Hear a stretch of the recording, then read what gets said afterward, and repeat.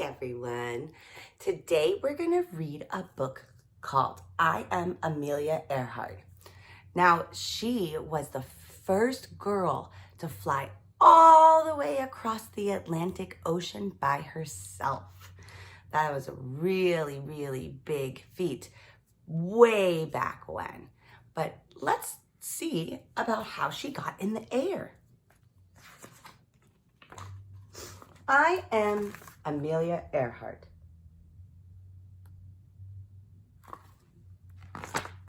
When I was little, people told me that girls should wear dresses and play with dolls. They said we shouldn't have unladylike adventures. I didn't agree.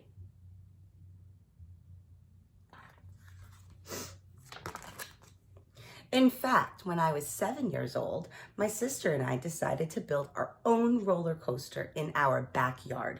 We placed 2 planks of wood up against the side of our tool shed. The cab was a wooden packing box with roller skate wheels attached to the bottom. We greased the wood with lard, which is fat, so we moved super fast. She was an inventor. She made lots of things. Just like when we're building, we're inventing, we're making new things. Of course, I got to ride first. This was my moment.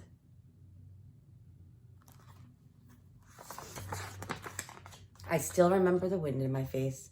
My stomach seemed to sink. I was flying. Excuse me. She was flying.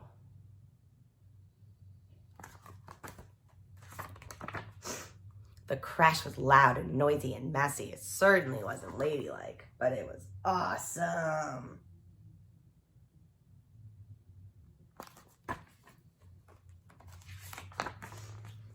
It wasn't the last time I would fly. As I got older, I went to many air shows. When I was 23, my dad took me to meet Frank Hawks, a man who would eventually set many of his own flight records. For $10, Hawks agreed to take me on my very first flight. Back in the day, $10 was a lot of money.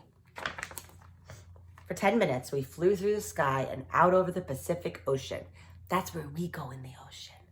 By the time I was 200 or 300 feet off the ground, I knew one thing. I had to fly.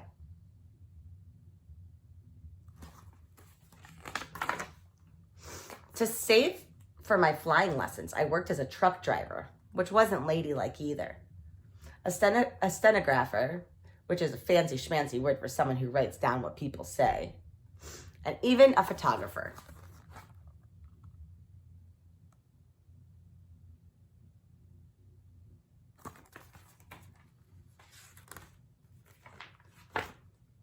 I've actually never heard of the word stenographer. Today we use secretary, so someone that writes things down. But stenographer is what they used. 6 months after I learned to fly, I bought a bright yellow used biplane that I named Canary. Canary is a cool name for a plane, right? But here's my secret. I wasn't natural. I wasn't the best pilot. I just worked really hard. Harder than anyone else. Most important, like that day on the roller coaster, I dared to do what so many said couldn't be done. I became the first woman to fly across the ocean, the Atlantic Ocean, and the first woman to fly by myself. Back then, people took boats to get to Europe, sailing for weeks. Planes were still a new thing. In fact, on the day I took off, one magazine ran an article that said women would never be able to fly that far.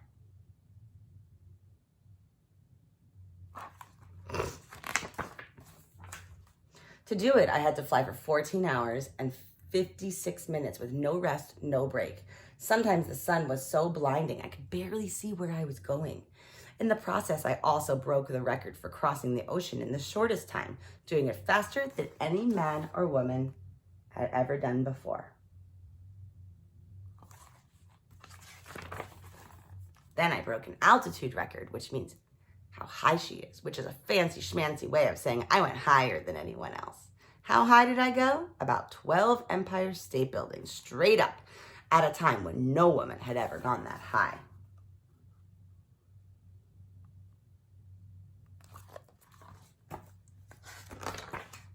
In my life, I took many flights. Every single time, there was someone who said I wouldn't be able to do it.